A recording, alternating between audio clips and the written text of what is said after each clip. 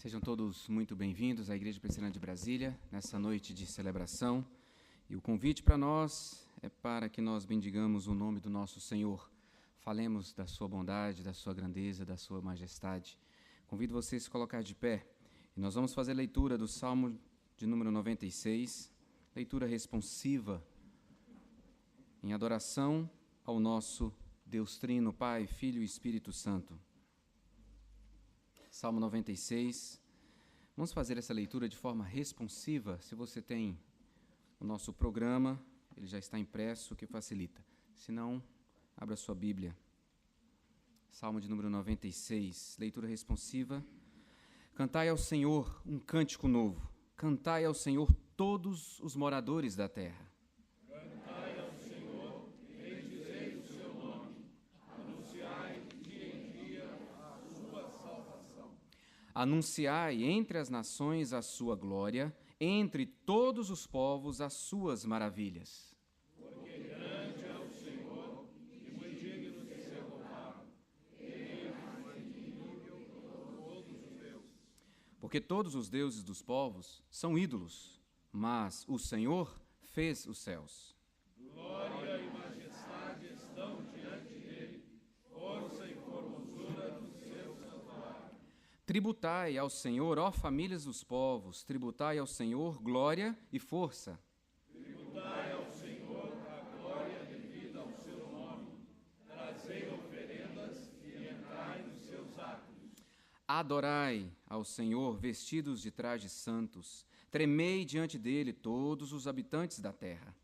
Dizei entre as nações, o Senhor reina. Ele firmou o mundo de modo que não pode ser abalado. Ele julgará os povos com retidão. Alegrem-se os céus e regozije-se a terra, brame o mar e a sua plenitude. Exulte o campo e tudo o que nele há. Então cantarão de júbilo todas as árvores do bosque diante do Senhor, porque vem julgar a terra, julgará o mundo com justiça e os povos com a sua fidelidade. Aleluia. Vamos cantar o hino à criação e seu Criador. Vamos declarar nosso louvor ao nosso Deus Santo.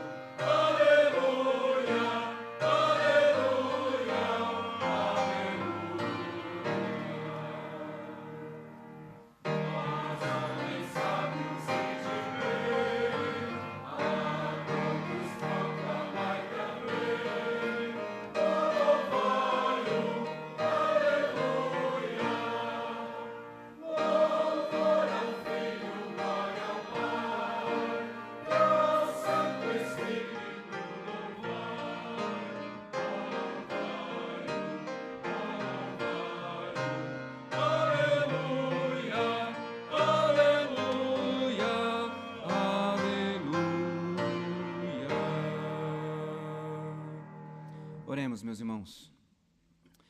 Pai Santo, a Ti toda a honra, toda a glória, todo o louvor, porque Tu és o nosso Senhor, o nosso Salvador. Não existe Deus como o Senhor.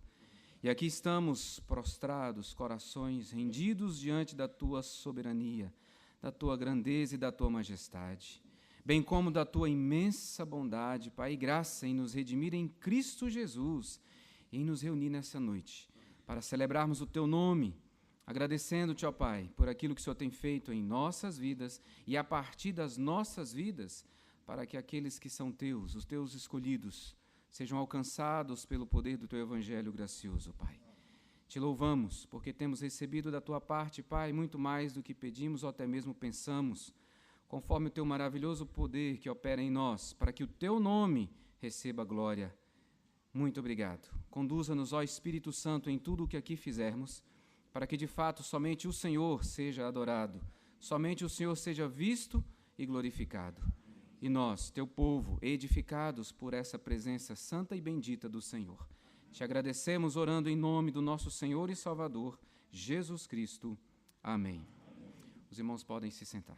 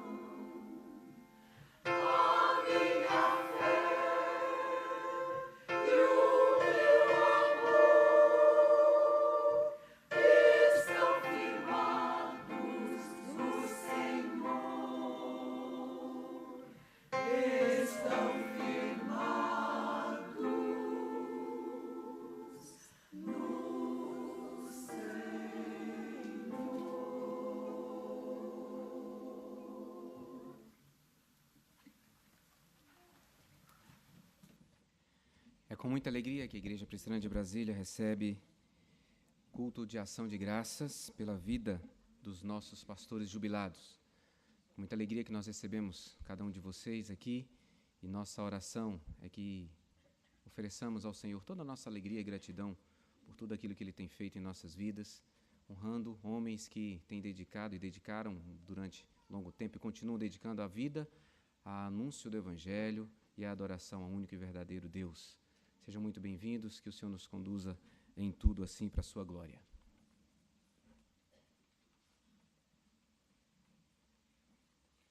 Sentados mesmo como estamos, façamos a leitura que consta no nosso boletim de culto. Romanos capítulo 8, verso de 1 a 6, uma leitura em uníssono.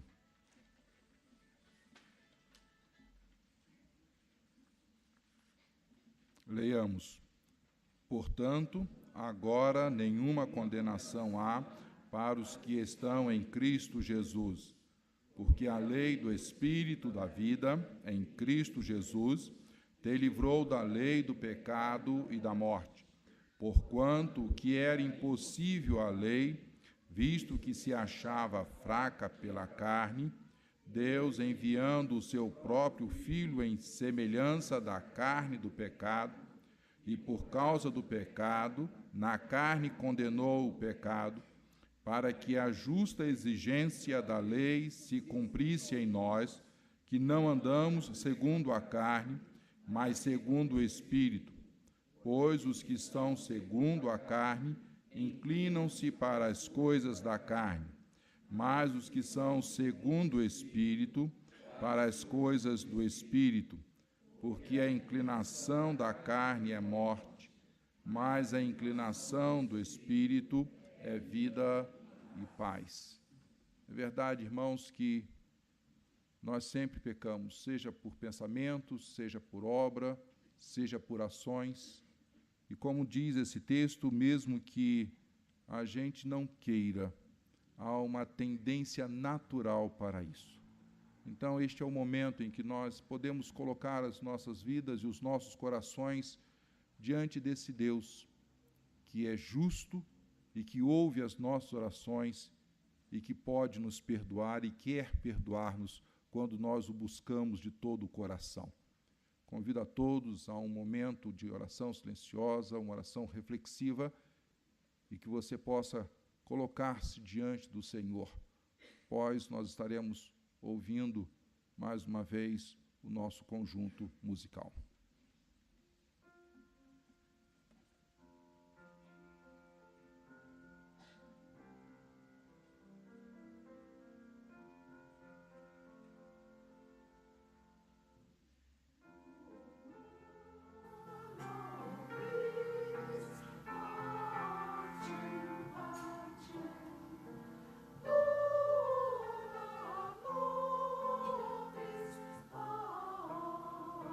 Oh,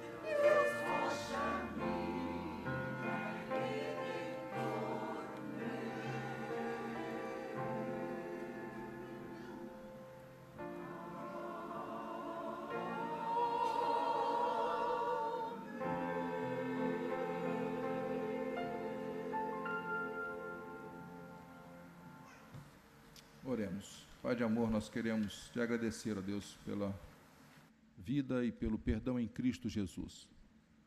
Que Deus tão maravilhoso, que Deus tão magnânimo para conosco, ó Pai, que deu o seu próprio Filho para que nós tenhamos nossos pecados perdoados pela fé nele, ó Deus.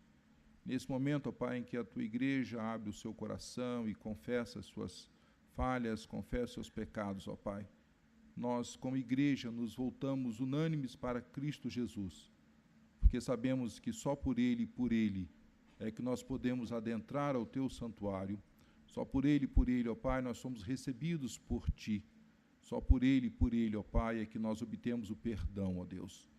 Por isso, ó Pai, nós te agradecemos, ó Deus, te agradecemos pelo sacrifício dEle na cruz, Senhor, te agradecemos pelo Teu projeto de vida para conosco, ó Deus, que inclui a pessoa de Jesus Cristo, sem a qual nós não seríamos nada, Senhor amado. Então, ó Deus, receba nesse instante, ó Pai, a nossa gratidão, receba o nosso muito obrigado pelo perdão em Cristo Jesus. E que tenhamos, ó Deus, vidas que reflitam, ó Pai, a glória de Cristo, ó Pai. E uma vez, Senhor amado, limpos, uma vez, Senhor amado, perdoados, Senhor, o nosso culto, a nossa adoração, seja agradável aos Teus olhos, ó Deus, porque temos a certeza que o Senhor não nos vê apenas pelo que somos, mas o Senhor nos vê através de Cristo Jesus. Então, por meio dele, para ele, receba, ó Deus, toda a honra e toda a glória, em nome dele. Amém.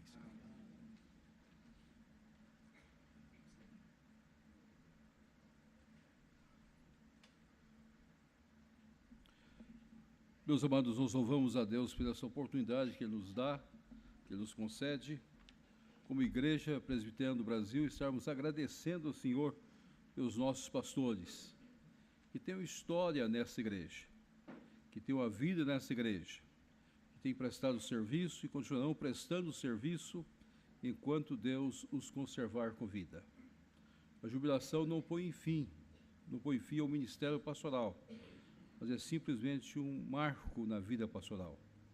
É um momento da vida pastoral quando nós somos reconhecidos como igreja, que chegamos a uma idade própria e agora nós temos ainda muito que servir da igreja.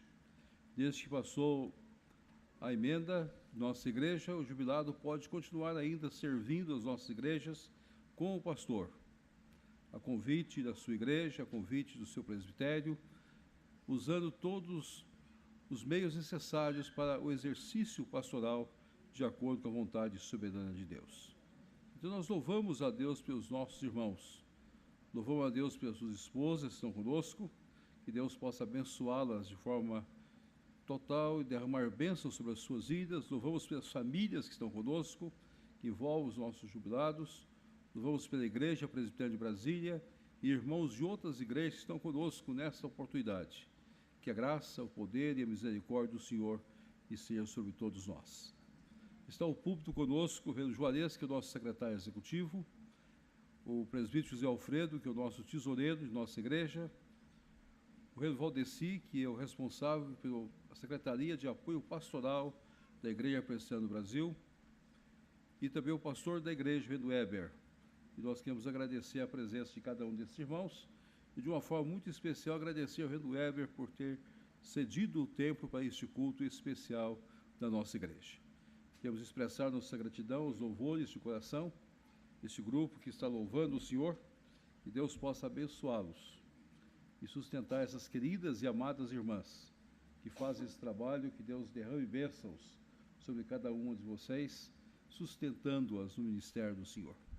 Eu gostaria de convidar, a nossa liturgia põe leitura conjunta, mas eu gostaria de convidar somente os jubilados, para se colocar em pé, todos os jubilados, e nós lermos o Rendei Graça ao Senhor, que está aí, 1 Crônicas, capítulo 29, de 10 a 13. Aqueles que puderem, vamos ficar de pé, todos os jubilados, e nós vamos ler juntos, em uma só voz, esse texto sagrado.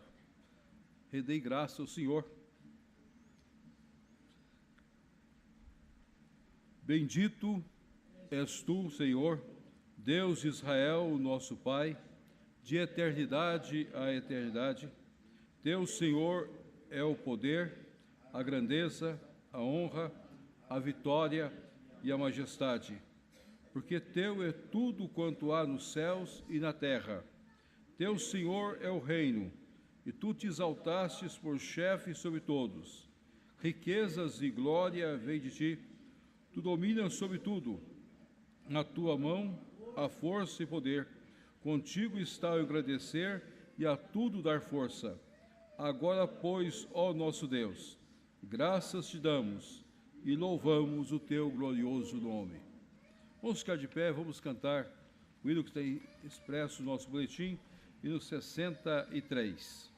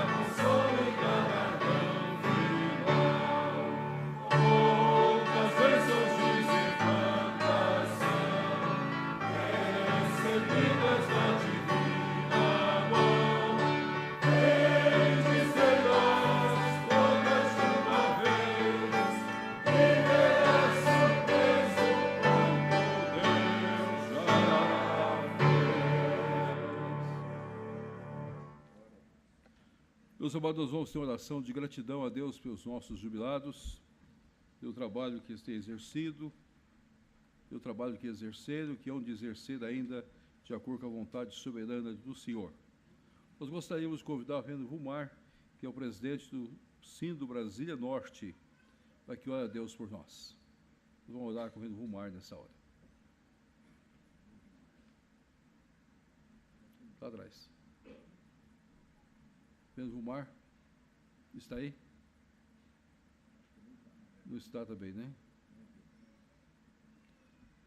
Algum presidente Sindo de Brasília conosco?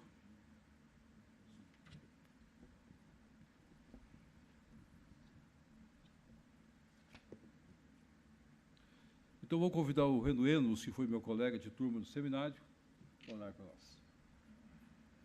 O Reverendo Enos está aqui. Já está lá.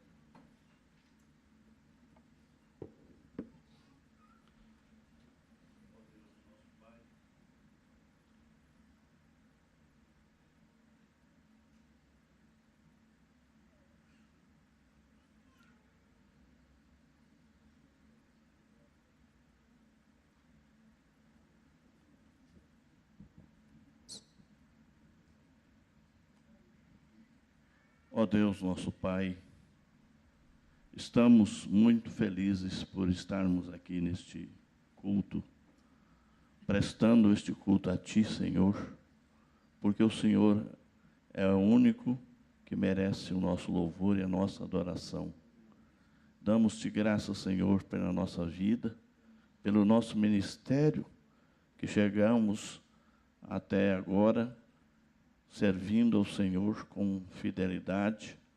E damos-te graças, Senhor, porque o Senhor é bom e a Tua misericórdia dura para sempre sobre nossas vidas, sobre as nossas famílias. E agradecemos, Senhor, este culto que prestamos a Ti. Em nome de Jesus. Amém. Poder sentar, meus irmãos. Após o louvor, pelo grupo Louvores do Coração, o irmão Valdeci vai ler a palavra de Deus para nós e vai trazer a mensagem. O irmão Valdeci é o secretário de apoio pastoral de nossa igreja.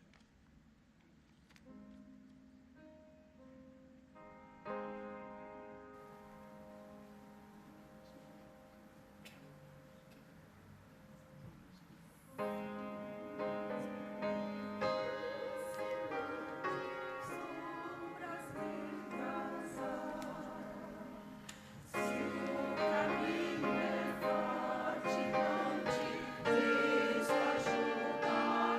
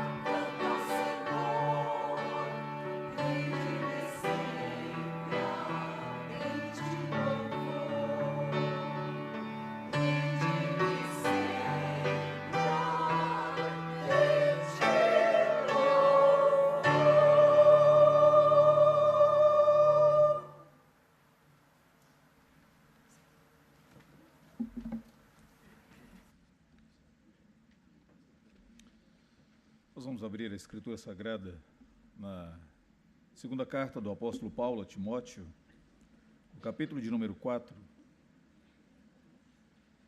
Leremos a partir do versículo de número 6 até o versículo de número 18.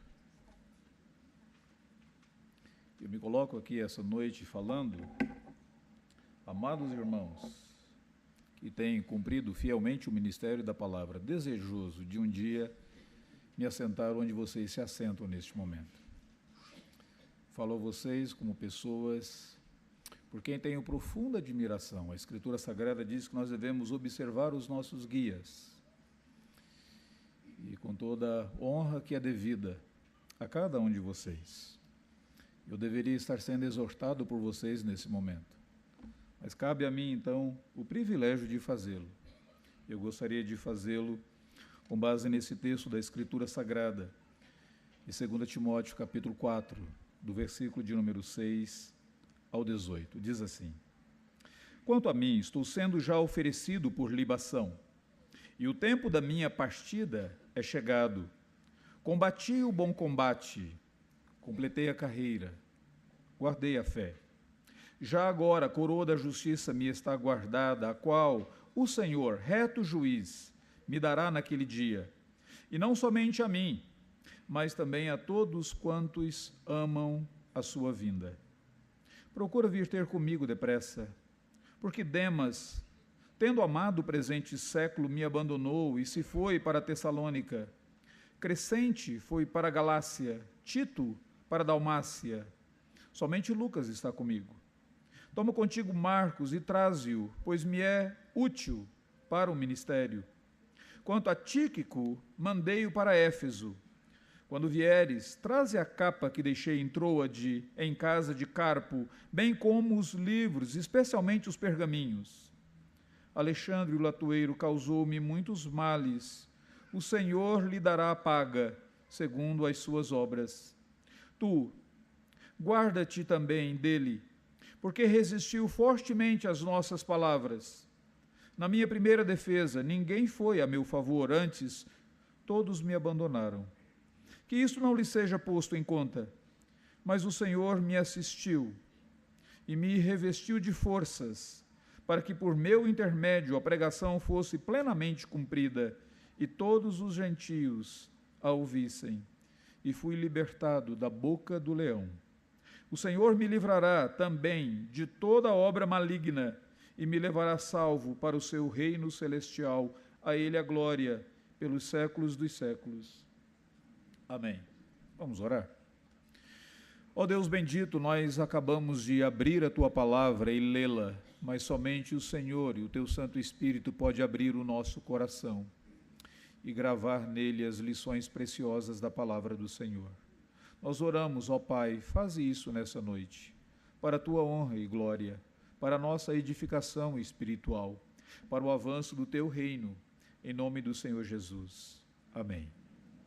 Não existe, talvez, um dos sentimentos mais saudáveis na vida humana do que a sensação de dever cumprido. E essa sensação de dever cumprido, poucos a experimentam. De fato, se nós observarmos na galeria daqueles que completaram e puderam desfrutar dessa sensação, encontraremos o nosso próprio Redentor, Jesus Cristo. Na oração em João, capítulo de número 17, ele diz: Eu te glorifiquei na terra, ó Pai, consumando a obra que me deste para fazer.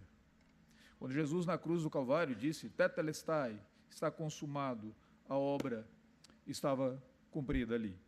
Uma outra pessoa que nós encontramos nessa galeria de pessoas que completaram é o próprio apóstolo Paulo, quando no verso de número 7 ele diz: Eu combati o bom combate, completei a carreira, guardei a fé.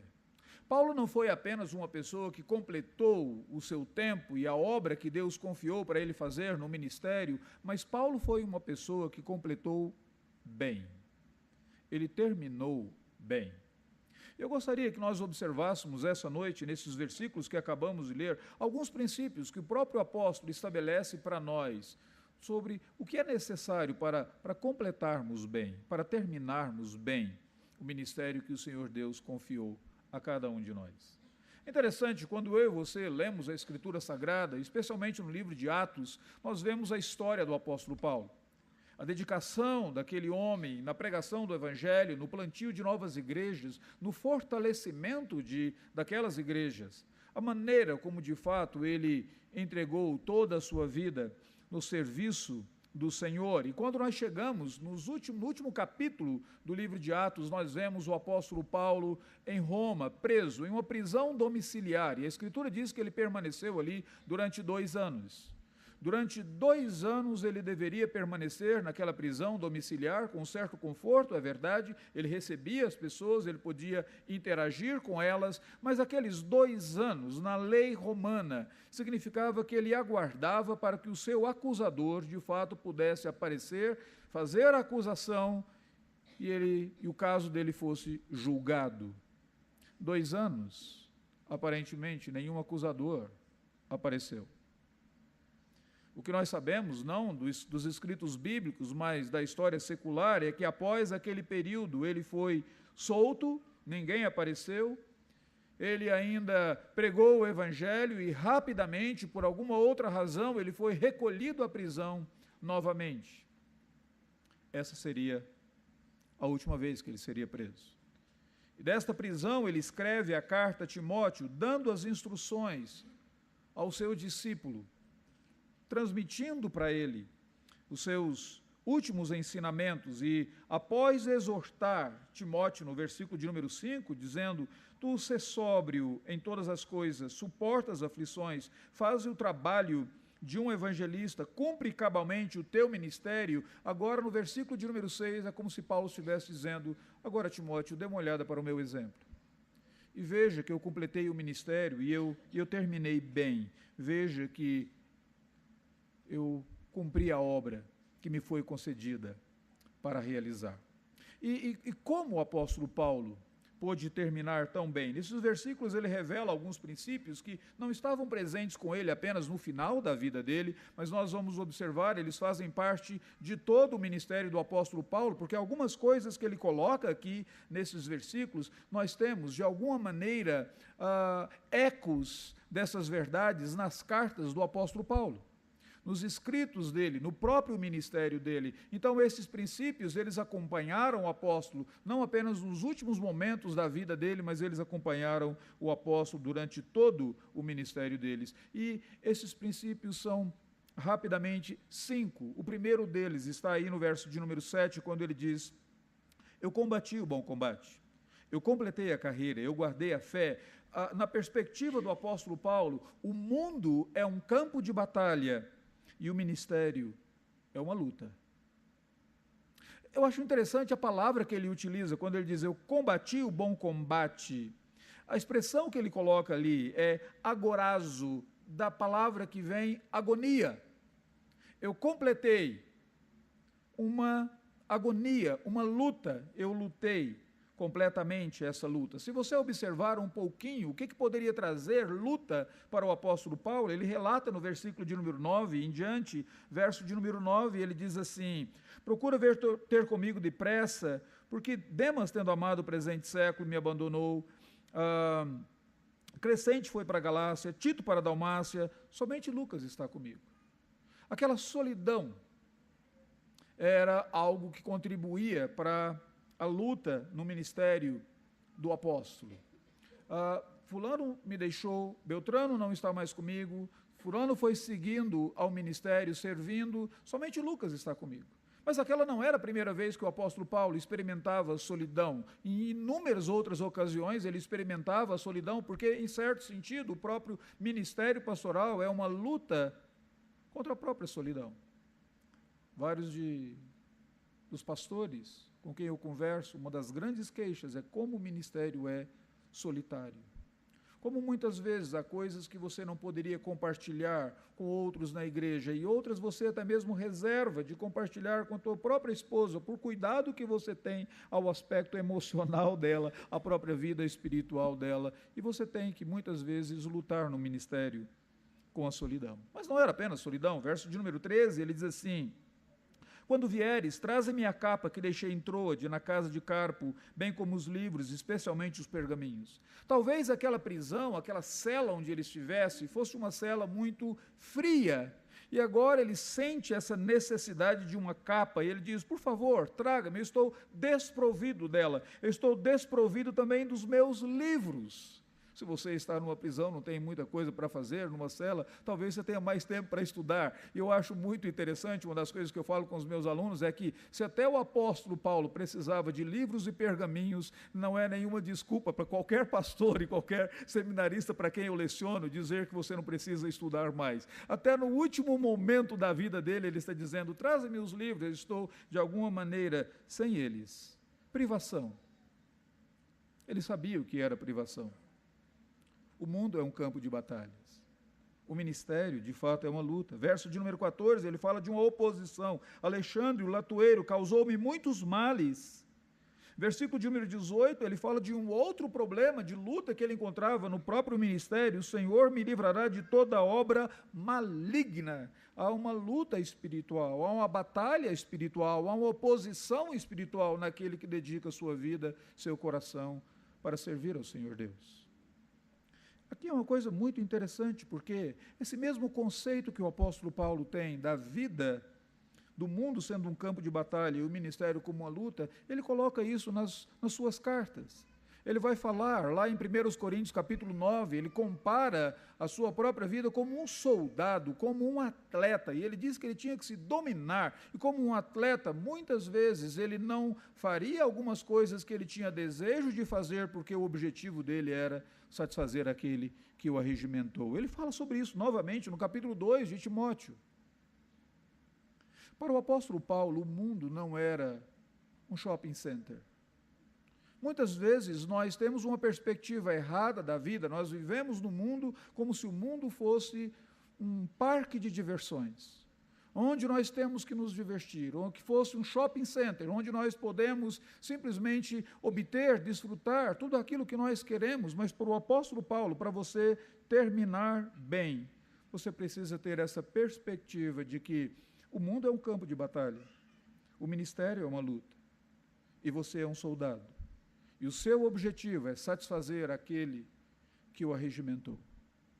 A segunda coisa que eu acho interessante na perspectiva de Paulo está no verso de número 6, quando ele olha para a própria morte, analisando a própria vida, ele diz assim, quanto a mim, eu estou sendo oferecido por libação. Em outras palavras, ele está dizendo, eu estou me desgastando agora, eu estou morrendo, Timóteo. Mas o tempo da minha partida é chegado. Ele não diz o tempo da minha morte é chegado, ele diz o tempo da minha partida é chegado. A palavra que ele utiliza aqui significa o tempo do barco ser desatado é chegado. Para o apóstolo Paulo, a própria morte seria uma jornada, uma partida, uma jornada, onde em uma jornada você tem tristeza, por um lado, mas você tem alegrias de uma nova aventura. Paulo olhava para a morte não como algo que fosse extremamente temeroso, mas ele olhava para a morte com a certeza de que haverá tristeza para alguns, mas haverá uma jornada, será uma partida, o tempo da minha partida, o barco será desamarrado e eu vou prosseguir. Eu acho muito interessante isso, porque lá em Tessalonicenses, quando ele fala sobre a morte, ele escreve para os crentes da igreja dos Tessalonicenses, no capítulo de número 5, ele diz, irmãos, eu não quero que vocês se entristeçam como aqueles que não têm esperança. Em outras palavras, ele está dizendo, não é para você deixar de se entristecer, você pode se entristecer, haverá de fato tristeza, há sempre tristeza em uma partida, mas eu não quero que vocês façam isso como aqueles que não têm esperança, porque não é um fim. Será apenas uma partida, será apenas um desatar daquilo que está amarrando o barco, e o barco continua. A perspectiva que ele tem é que até mesmo a morte não seria um fim para a existência dele, até mesmo a morte seria uma continuidade, portanto ele não precisaria temer. Eu gosto muito de uma ilustração de um pregador nos Estados Unidos que em um determinado momento a esposa dele foi tomada por um câncer terrível e ela teve a vida dela consumida em pouquíssimos meses. A filha do casal começou a ficar irritada, nervosa, irada com o próprio Deus. E todas as vezes que o pai tentava falar com ela, ela dizia: pai, como que eu posso crer em Deus, se Deus de fato tirou a vida de mamãe, se Deus é tão poderoso assim, por que que a morte teve poder sobre a vida de mamãe e agora mamãe não está mais conosco? E o pai guardava aquelas coisas no coração. Em uma viagem que ele estava fazendo com a filha, nos Estados Unidos, você tem sempre aquelas carretas que muitas vezes estão transportando casas, aquelas casas montadas, não? Então ele estava fazendo uma viagem com a filha e de repente uma carreta passou pelo carro deles e toda a sombra da carreta cobriu o carro e era tão grande aquela casa que a menina, a jovem, virou para ele e disse: uau, papai, que casa grande! Ele disse: filho, eu tenho uma pergunta para te fazer. Se nós tivéssemos que morrer hoje, se nós tivéssemos que ser atingidos hoje, você gostaria de ser atingida pela carreta ou pela sombra que nos cobriu? Ela diz: que pergunta? É óbvio que pela sombra. Ele diz: filha, assim também é a morte. Jesus Cristo na cruz do Calvário recebeu o impacto da carreta da morte para que sobre nós viesse apenas a sombra. A morte para nós hoje não é um fim. Portanto, nós não precisamos nos entristecer como os que não têm esperança. Para o apóstolo Paulo, ele está dizendo: o tempo da minha partida será meramente uma partida. Eu vou terminar bem quando eu olhar para aquilo que eu faço e ver. Isso não é um fim em si mesmo. E a própria vida não termina, ela tem uma continuidade aqui. Para quem me conhece sabe que eu gosto muito de ler as obras de C.S. Lewis, especialmente aqueles livros infantis, as Crônicas de Nárnia. Eu acho que eu só compreendo literatura infantil, então eu gosto de ler e reler aquelas literaturas. Essas outras de gente grande eu não tenho muita afinidade com elas, mas as Crônicas de Nárnia eu já devo ter lido mais ou menos umas 7 vezes. E no último livro das Crônicas de Nárnia, A Grande Batalha, termina o livro e todos os personagens que foram para Nárnia, eles morrem. Mas quando eles morrem, o escritor C.S. Lewis coloca da seguinte forma: e assim, tudo o que eles viveram em Nárnia foi apenas um prefácio de um livro. E a partir de agora, no lugar para onde eles vão, na companhia do imperador de além-mar, eles viverão os verdadeiros capítulos da sua história. Que coisa fantástica! Ele está colocando para crianças o seguinte: a existência, ela não é um fim em si mesma, ela apenas te prepara para uma grande viagem e algo muito superior do lado de lá. Terceiro princípio que o apóstolo Paulo coloca, no versículo de número 17, quando ele fala sobre o trabalho dele, ele diz: o Senhor me assistiu e ele me revestiu de forças para que por meu intermédio a pregação fosse plenamente cumprida e todos os gentios a ouvissem. E eu fui libertado da boca do leão. Sabe uma coisa interessante que Paulo não diz? Ele diz assim: porque eu preguei o evangelho para todos, mas ele diz, para que por meu intermédio, em outras palavras, a perspectiva que ele tem de si mesmo e do trabalho dele, o trabalho dele era meramente instrumental. Por meu intermédio, através de mim, o evangelho foi pregado, através do meu esforço, o evangelho foi pregado. O que ele está colocando aqui é o seguinte: eu fui meramente um instrumento. Não começou comigo, não terminou comigo, mas eu fui meramente um instrumento. Deus estava operando de tal forma que por meu intermédio, na instrumentalidade da minha vida, eu fui meramente um instrumento para a pregação do Evangelho. Paulo olhava para si, ele se via meramente como um canal, como um vaso para proclamar o Evangelho. Há um hino no nosso hinário, muito interessante, que diz: eu quero ser um vaso de bênção. Muitas vezes nós cantamos esse hino, e pelo menos eu pensava dessa maneira, quando eu cantava esse hino, quando cheguei na igreja, na minha adolescência, na minha juventude, todas as vezes eu pensava como que deve ser um vaso, um jarro repleto de bênçãos. Então eu queria ser assim um jarro, um vaso cheio de bênçãos, mas eu não acho que essa minha compreensão era correta da leitura.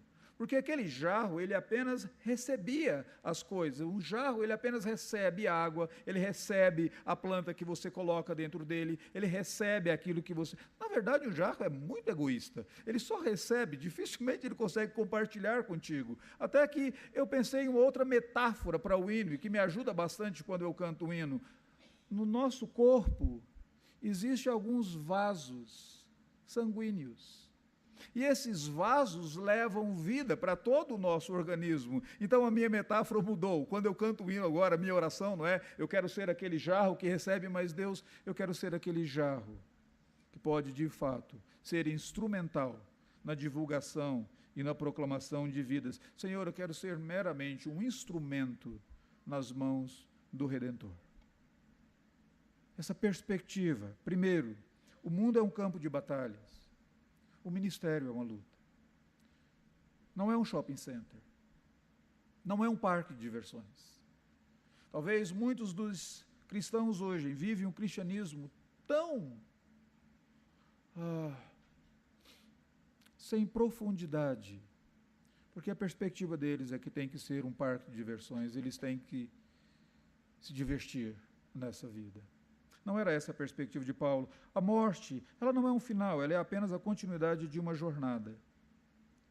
O nosso trabalho, ele é meramente instrumental. Quarto princípio que Paulo coloca, está no versículo de número 17 e 18, ele fala sobre a intervenção de Deus. Agora ele diz assim, verso de número 16, só para entendermos: na minha primeira defesa, ninguém foi a meu favor. Antes todos me abandonaram. Que isso não lhe seja posto em conta, mas o Senhor me assistiu e me revestiu de forças, para que por meu intermédio a pregação fosse plenamente cumprida. Versículo 18, o Senhor me livrará também de toda obra maligna, e Ele me levará salvo para o seu reino celestial. O que o apóstolo Paulo tem aqui é a convicção de que a intervenção de Deus, ela é sempre certa.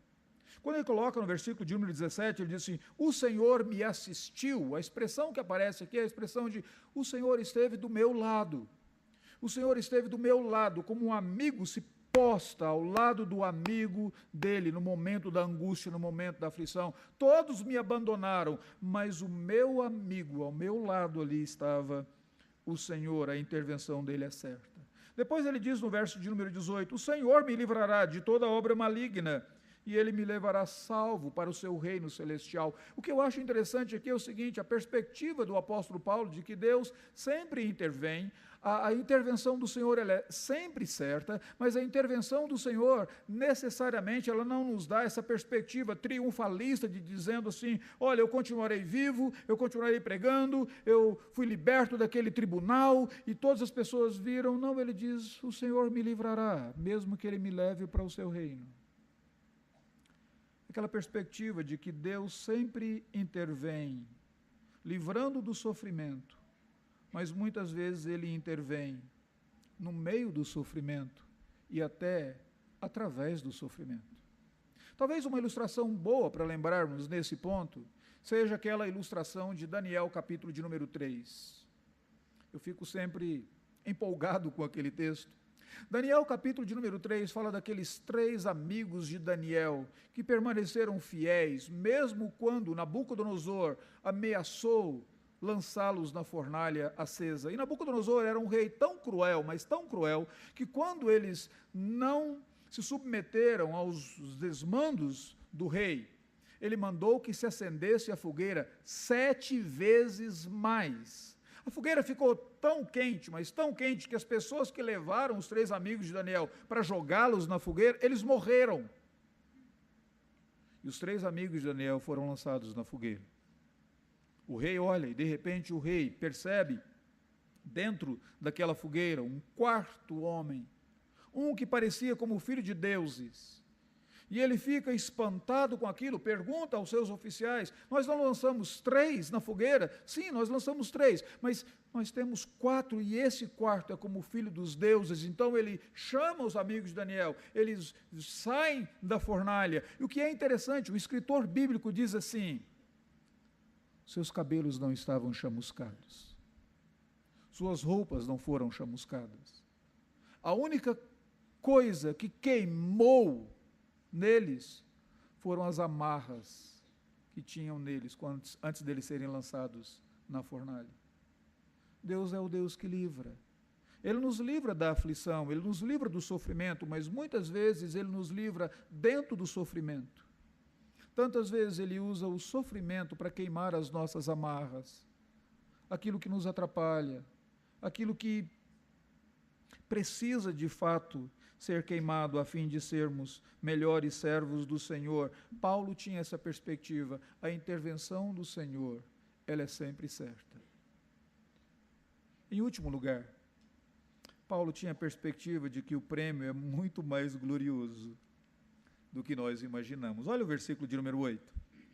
Já agora a coroa da justiça está guardada, a qual o Senhor, reto juiz, me dará naquele dia, não somente a mim, mas também a todos quantos amam a sua vinda. Como seria essa coroa da justiça? Nós não sabemos, o apóstolo Paulo não descreve, porque é algo tão sublime, o prêmio é tão sublime, que o próprio apóstolo não se deu ao cuidado de explicar e de nos contar, porque o prêmio é muito mais glorioso do que nós imaginamos. Deixa eu tentar fazer da seguinte maneira.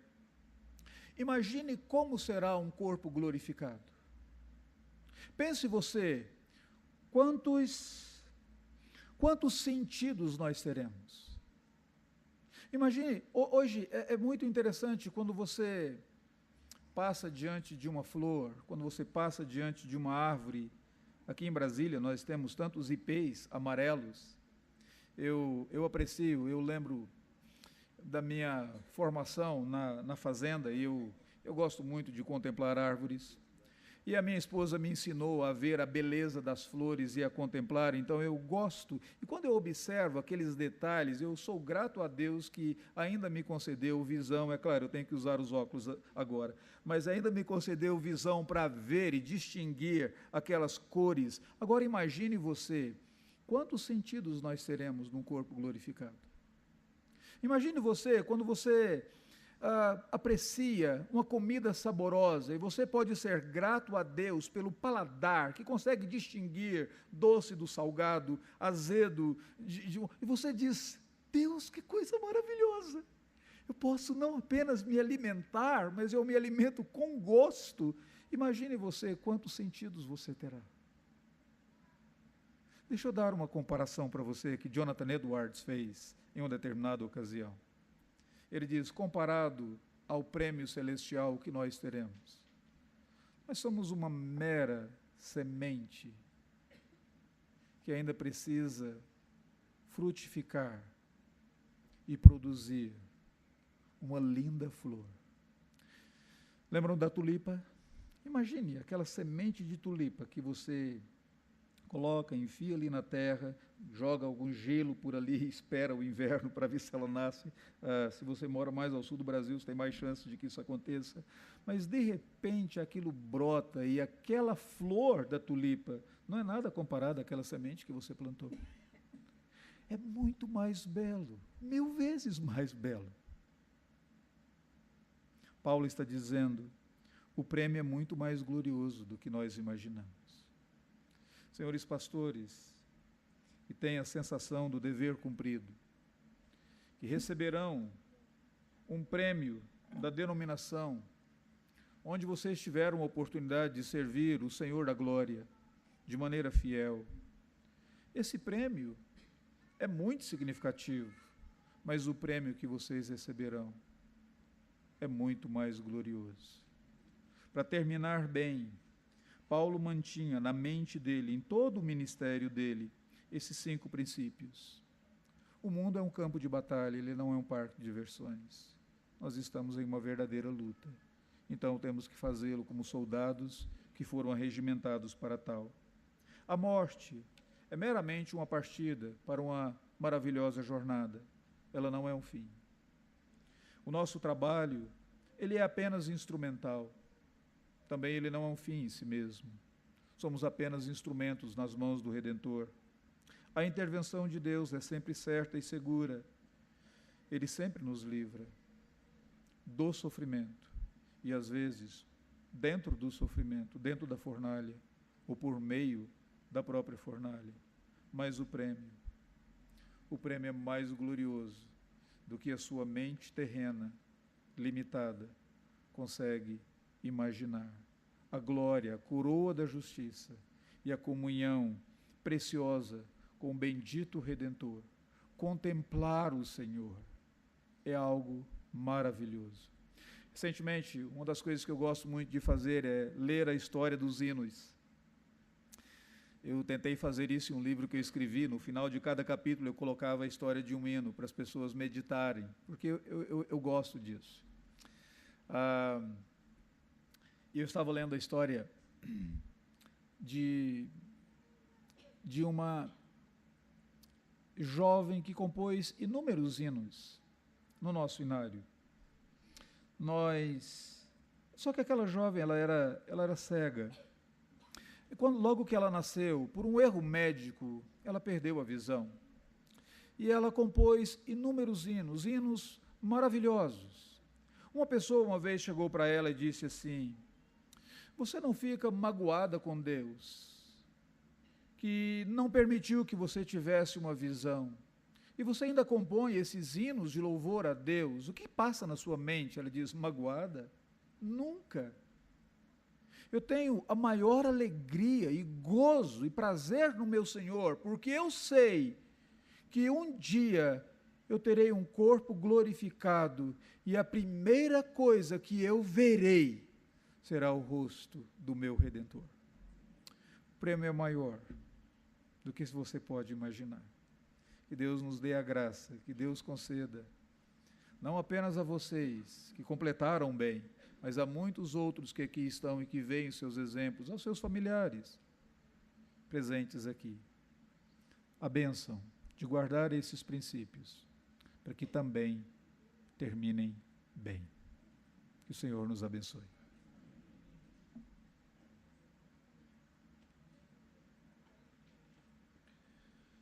Jubilação não é aposentadoria, é apenas uma nova perspectiva de trabalho. E o hino que vamos cantar ao final deste culto gratulatório, assim o diz: há trabalho certo. Um trabalho diferente, mas a luta continua. E certamente nós estaremos mais empolgados ainda para fazer a obra do Senhor. Eu quero convidar a todos para colocarmos em pé, entoarmos esse hino. Quero convidar 2 pastores jubilados para virem ao púlpito. O reverendo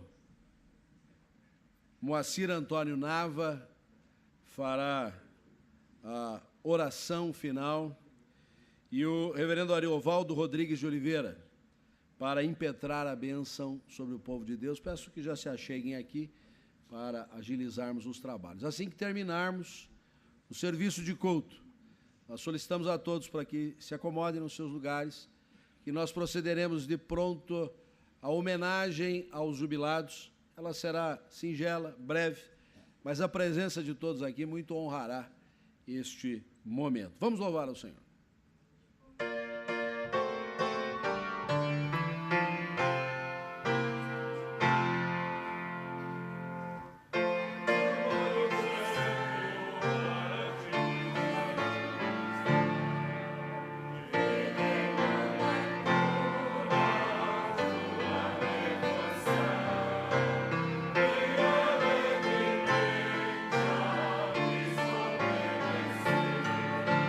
Oh,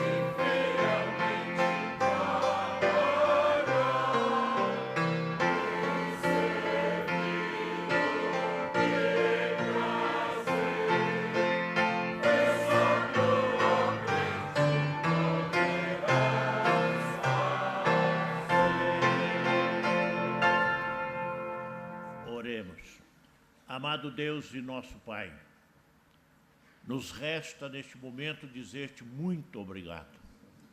Obrigado pelo cuidado, obrigado pelo teu amor, pelo teu carinho, pela providência do Senhor em ter nos resgatado do mundo, do pecado e transportado para a tua maravilhosa luz.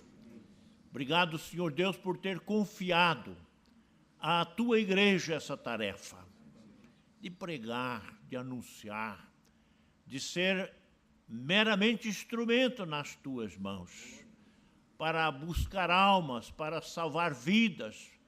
Pai, nós queremos nesta noite dizer-te muito obrigado. Obrigado, Senhor Deus, pela igreja que tem nos apoiado. Obrigado pelos nossos familiares. Obrigado, Senhor Deus, pela vida de cada um aqui nesta noite. Que a graça e a misericórdia do Senhor continuem sendo derramada para a tua honra, para a tua glória, para o teu louvor. É que nós oramos e agradecemos em nome de Jesus. Amém.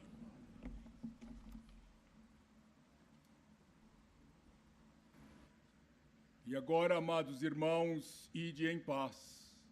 E que as ternas consolações do nosso Deus e Pai repousem sobre vós. E a paz de Deus, que excede todo o entendimento, habite no vosso coração, hoje e para todo o sempre. Amém.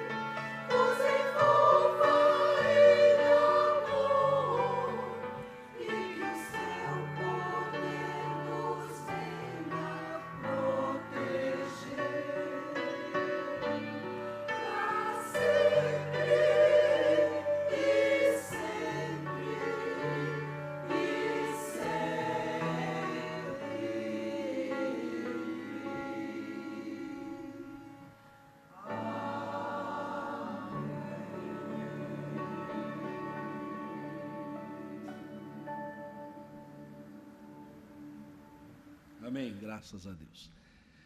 Meus queridos irmãos, a Comissão Executiva do Supremo Concílio da Igreja Presbiteriana do Brasil, no último mês de abril, entre tantas resoluções que tomou, ela decidiu pela homologação da jubilação de 29 ministros de nossa igreja por diversas razões, na maioria das vezes pelo implemento da idade, nosso dispositivo constitucional da jubilação compulsória. Outros irmãos por questão de enfermidade e alguns por terem atingido o tempo mínimo de serviço, ou seja, os 35 anos de exercício ministerial.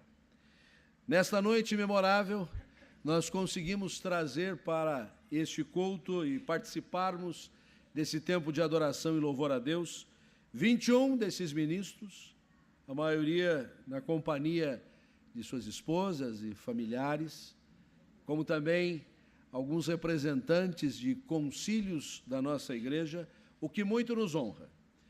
Desde que o Supremo Concílio decidiu por realizar este culto não mais no curso da própria reunião da comissão executiva, nós temos sido exitosos em poder organizar melhor a festa, em poder trazer as pessoas, em oferecer-lhes esse tempo que é muito grato ao nosso coração.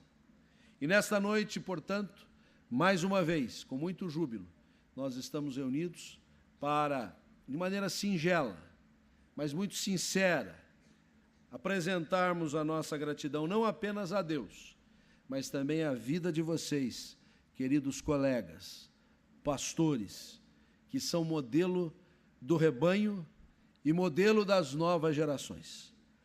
Vocês se colocam numa posição que nós podemos mirá-los e podemos almejar também dar continuidade ao nosso ministério, olhando, sim, firmemente para o autor e consumador da nossa fé, mas também observar esses exemplos, esses paradigmas, esses modelos que vocês também são. Neste momento, eu gostaria de pedir a ajuda da mesa do Supremo Concílio, aqui representado pelo seu presidente, reverendo Roberto Brasileiro Silva, tesoureiro, presbítero José Alfredo, mas também o secretário de apoio pastoral, nosso pregador desta noite, reverendo Valdeci, e o pastor anfitrião, reverendo Weber Sérgio, para que pudessem nos auxiliar aqui na entrega do certificado de jubilação e também da medalha do mérito aos ministros e também na medalha da gratidão às esposas dos ministros. E na medida em que eu for fazendo a chamada, eu gostaria que esses irmãos viessem se postando aqui na frente, e nós vamos fazer da seguinte maneira: nós vamos chamando-os, o casal virá à frente, eu vou chamar nominalmente o casal, e eles vão recebem o certificado, as comendas, e vão se colocando aqui. Depois nós vamos ter uma grande fotografia, o nosso querido irmão Frutuoso vai estar clicando um por um e depois fazendo aquela grande foto da turma, né, que está concluindo essa jornada tão bonita. Por gentileza, quero convidar o reverendo Abrão Soares da Silva e Tereza Lúcia, que não veio, mas está em espírito aqui, viu, Abrão? Um pega um diploma, o outro pega a caixinha ali. Isso. Pode entregar a medalha da gratidão que ele leva para a esposa, não tem medalha de confiança. A pequenininha é a da esposa, né? Coisa mais delicada, os perfumes mais valiosos estão nos pequenos frascos. Reverendo Antonino Alves de Souza. Abraão, faz favor, fica desse lado aqui, meu irmão. E a sua esposa, senhora Venlúzia Santana de Souza, presente aqui.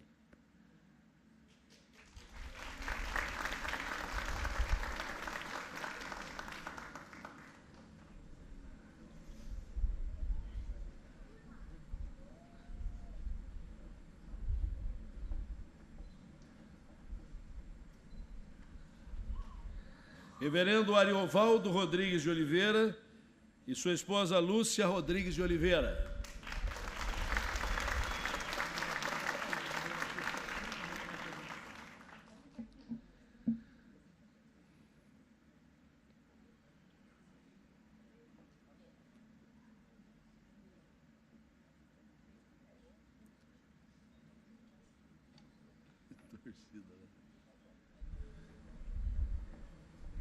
Reverendo Cícero Ferreira da Silva e senhora Valma de Oliveira Gonzaga Silva.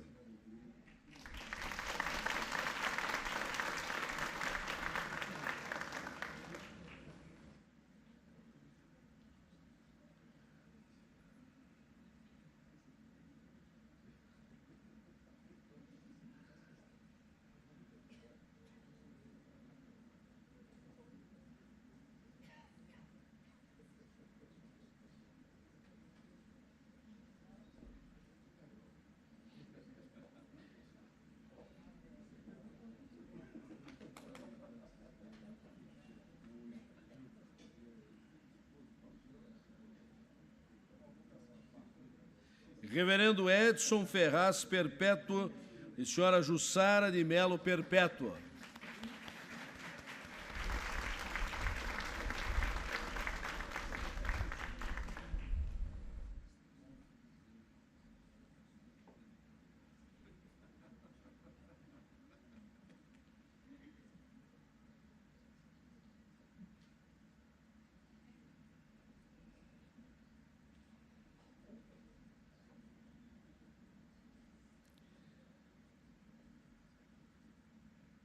Reverendo Eliseu Alves Vieira e senhora Regina Célia de Abreu Vieira.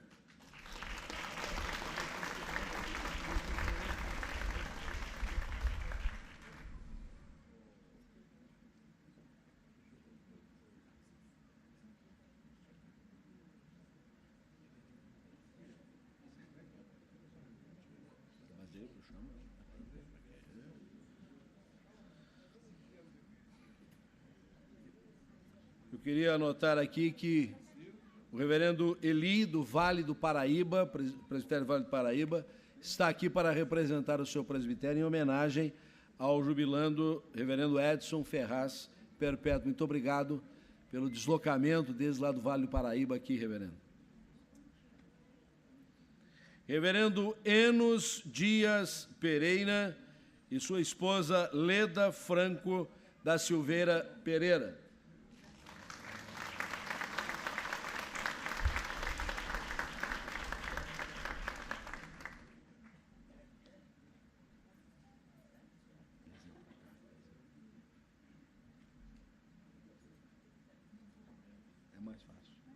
Não, pode ficar lá. Não, vai ter que ficar lá, senão vai cair. Depois a gente... Vamos fazer uma segunda fila. Vamos fazer uma segunda fila, depois a gente vai administrar.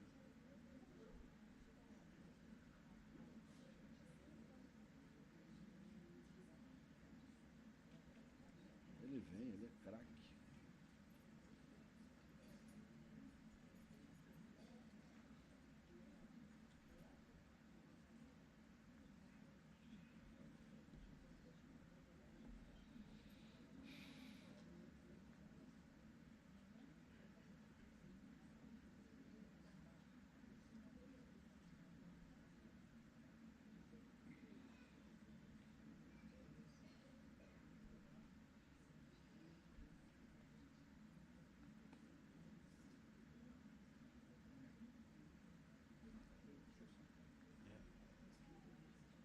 Senta lá.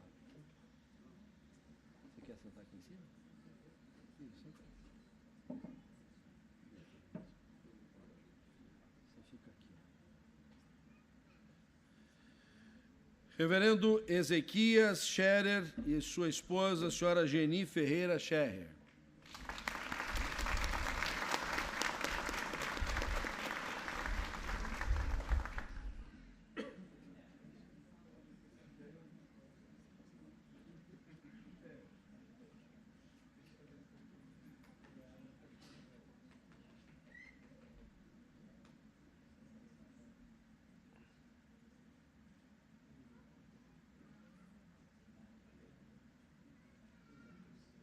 Nós queremos dizer aos jubilandos que, juntamente com o seu diploma na pastinha, está a sua carteira de ministro.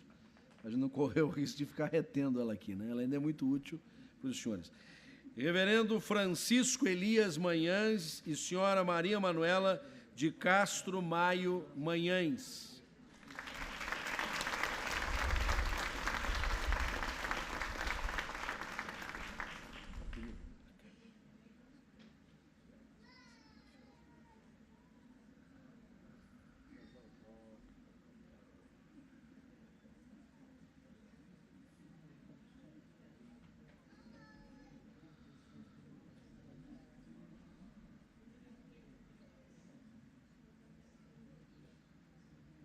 Reverendo Francisco José Cruz Moraes e senhora Keila Mendes de Medeiros Moraes, com torcida e tudo.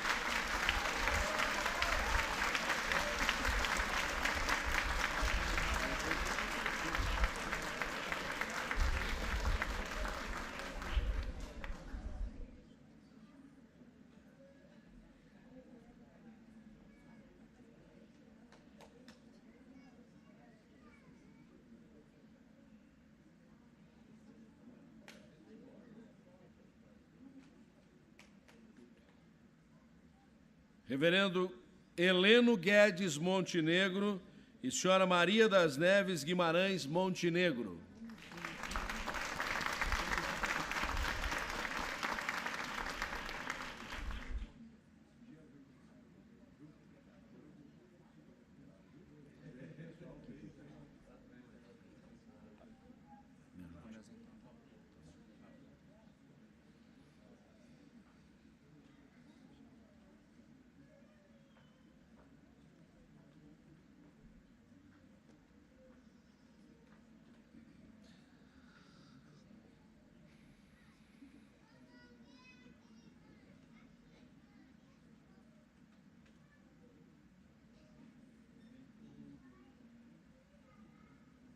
Reverendo Humberto Lima de Aragão e senhora Vilma de Moura Aragão.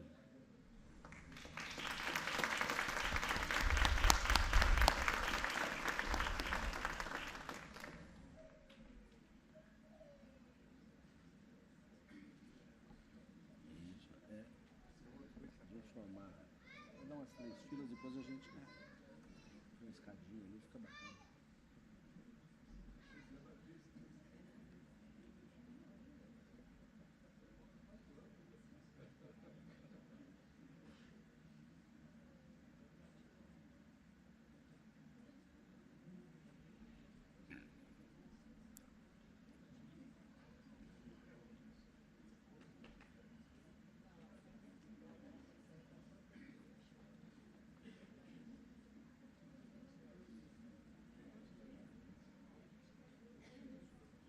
Reverendo José Carlos Nascimento e senhora Tereza Silva Santos Nascimento.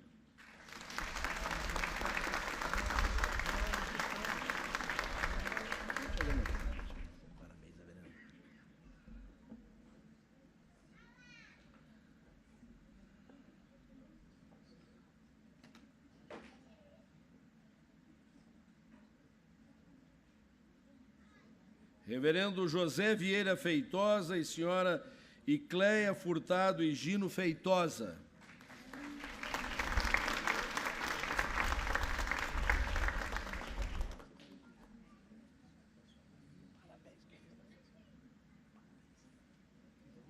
Mais pra lá, vai ficando ali.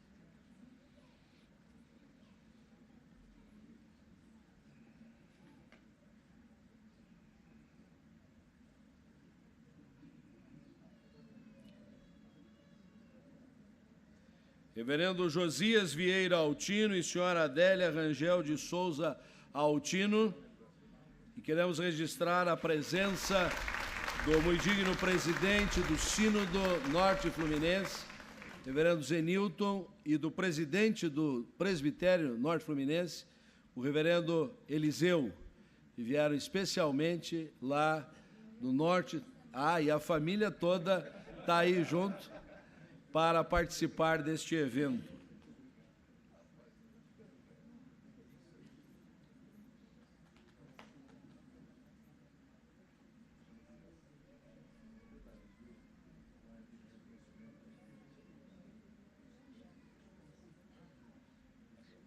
Reverendo Luiz Pereira da Silva e senhora Gildete Oliveira da Silva.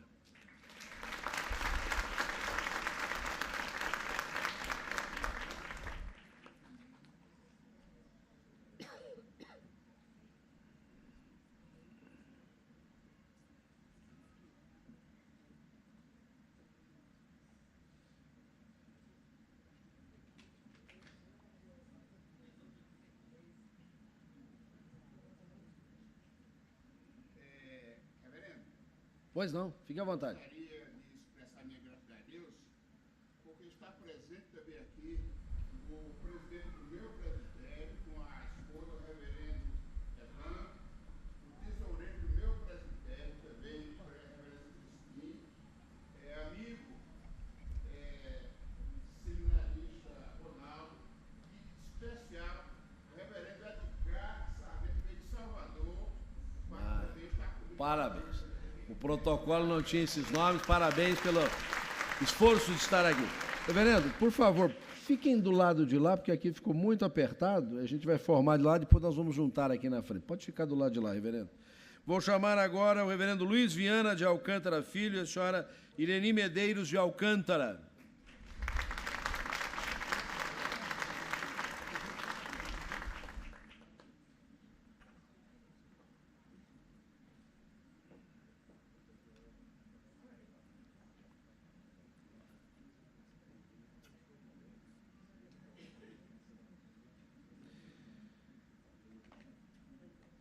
Reverendo Marcelo Barzola Tabraj e senhora Altina Antônia de Moraes Barzola.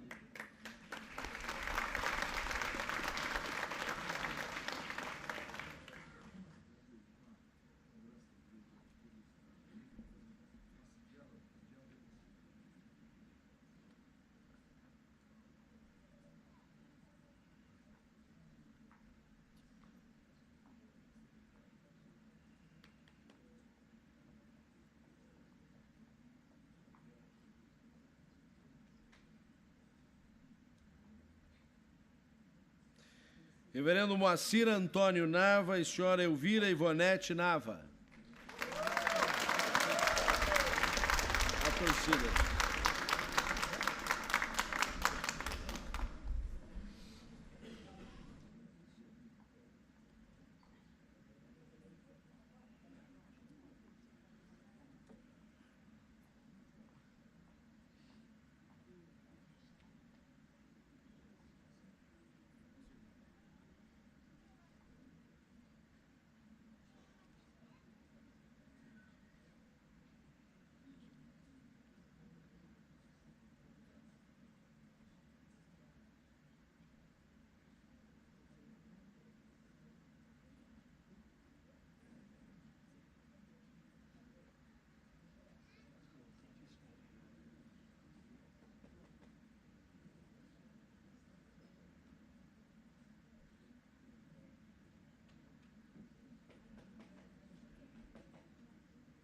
O derradeiro pastor presente para receber a homenagem tem o sugestivo nome de Serafim. Então será o fim. Reverendo Serafim da Rocha Barbosa e senhora Márcia Alves Cabral Barbosa, que está com uma grande delegação presente.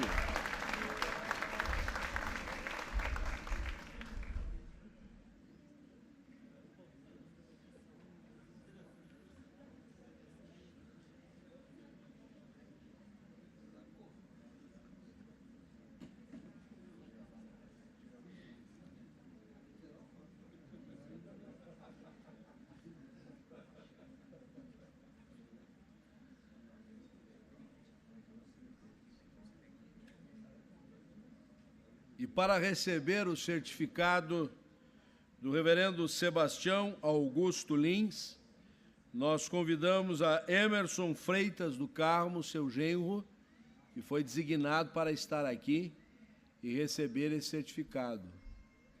É pastor? Não? Mas é crente.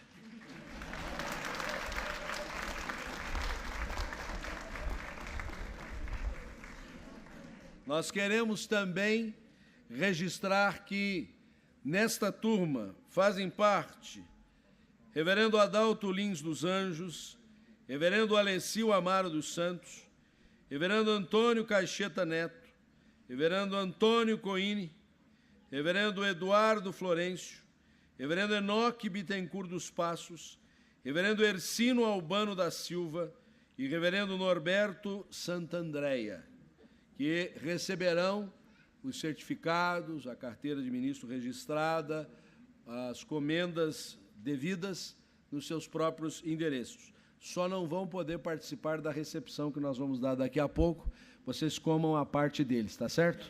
E o façam bem. Eu vou pedir a todos os jubilanos, com as suas digníssimas, que se postem aqui mais à frente. Temos, inclusive, o degrau. Eu acho que o Enos aqui pode dar o tom aqui no meio. Já, talvez Enos puxando um pouquinho mais para frente.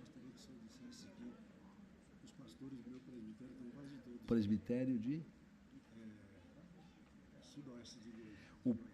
O reverendo Serafim pede para que nós anunciemos que praticamente o presbitério todo do sudoeste de Goiânia, mas os pastores, vou pedir que os pastores do presbitério sudoeste de Goiânia fiquem em pé, vieram aqui para prestigiá-lo. Fizeram esta viagem para estar aqui, parabéns. Eu vou pedir a todos os pastores presentes que se coloquem em pé, vocês continuem em pé, nós temos muitos pastores, nós temos membros da Junta Patrimonial presente, diga... O presbitério de Itaperuna também está. Eu já tinha mencionado, mas tinha mencionado Itaperuna aqui conosco. Os fotógrafos agora aí apostem as suas câmeras. Da Igreja Betel lá de Castro, é isso? A Igreja Betel de Castro está aí também. Registramos com alegria esta presença aqui.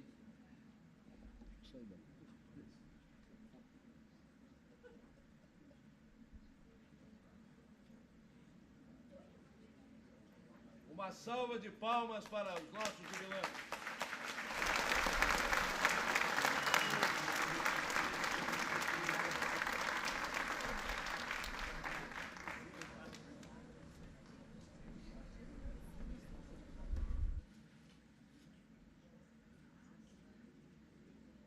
Nós agradecemos a presença de todos e gostaríamos de pedir que todos os presentes fiquem muito à vontade para, encerrando esse momento fotográfico aqui, se dirigirem à frente. Nós não vamos pedir que eles cheguem até lá, ou fazemos isso, é melhor eles irem lá fora, né, Weber? Então nós vamos dar oportunidade que os irmãos possam deixar o auditório lá fora no hall, há bastante espaço, e queremos dizer aos nossos jubilandos e esposas e familiares que nós devemos, por volta das 22 horas, retornar ao veículo que foi contratado para levá-los a esse momento agora de recreação, de comunhão, de confraternização e fazermos uma refeição também. Não muito exagerada, porque está tarde da noite, né? Então, por gentileza, vamos seguir em frente aqui, casal por casal, saindo aqui tranquilamente. Vamos pelo centro do templo e chegando lá, o reverendo Enos vai ser assistido aqui pelo Zé Alfredo. Vai tranquilo, Enos, não fica sem problema nenhum.